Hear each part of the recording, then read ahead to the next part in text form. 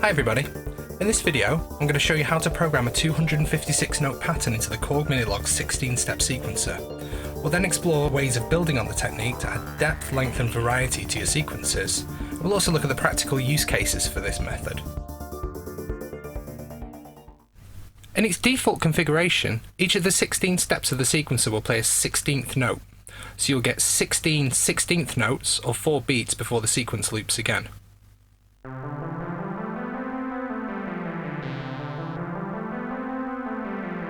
If you press Edit and highlight Sequence Edit on the screen, press button 2 on the sequencer a couple of times, it will bring you to step resolution, which is currently set at a 16th note per step.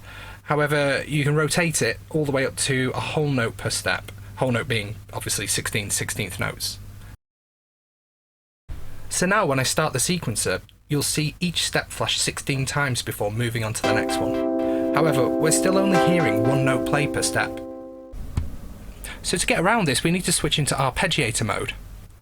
This triggers a new note every 16th, even at lower step resolutions.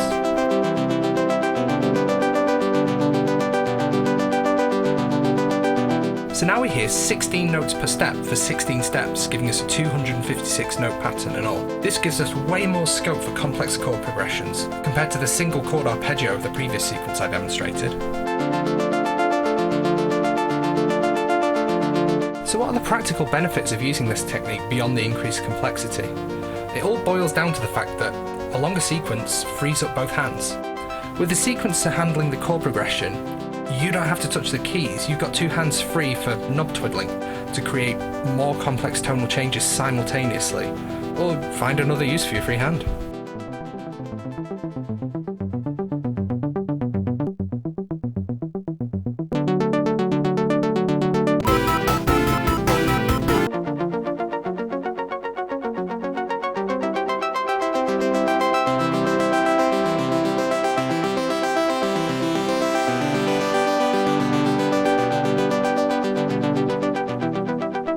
A longer sequence can be really useful for live performance with multiple synths. It allows you to leave the Minilogue to do its own thing, which allows you to mess with your other synths instead.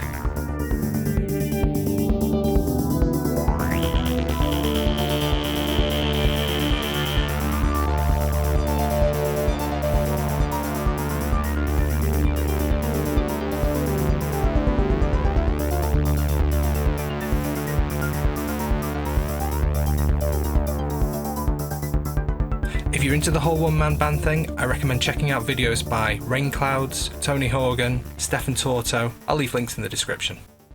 Of course, there are some downsides to this technique, the main one being that you're stuck in arpeggiator mode and you'll quickly get tired of chords going up and down and up and down and up and down. Luckily, there are several things that we can do to liven up the patterns a bit. This is the voice depth mode knob. It changes the order of the notes played by the arpeggiator, so you can get a different pattern in each step. You can even switch between multiple patterns within a single step, and if you hit record whilst turning the knob, you can record these changes into your sequence. If you do make multiple changes within a single step, it can be really helpful to drop your tempo down as low as possible. You can get down to 56 BPM by using the tempo knob. If you press Edit, highlight Sequence Edit, and then press the first sequencer button, you can actually lower the BPM even further. You can get it down as low as 10 BPM. This gives you 6 seconds per step to record motion for really detailed and varied chord voicing.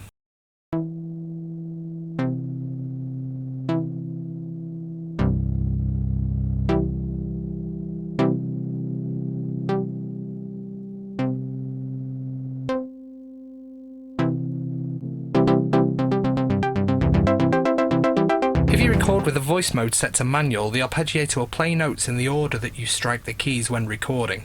This is very hard to accurately record live, so again you may want to drop your tempo down or hit record without pressing play and record step by step.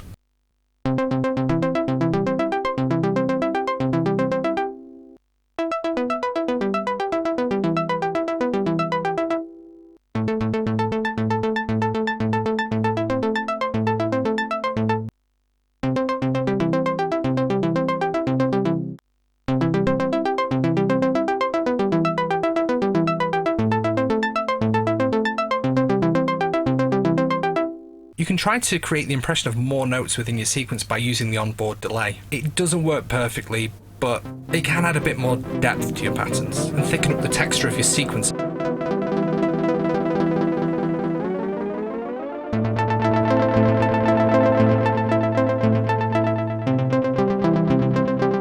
On the other hand, you might feel like your sequence is already too busy and you want to create some space in some of your steps to add variety. You can do this by editing your step gate time. Press the 128 9-16 button, select a step to edit, press the button twice, and then set what percentage of the 16 notes you want to actually hear. So, for example, if you want to hear 8 of the 16 notes, you would set the gate to 50%. If you want to hear 12, you would set it to 75%. If you want to hear, say, the first 14 of 16 notes, you would set it to, I think, 88%. And that will just remove the notes from the end of that step.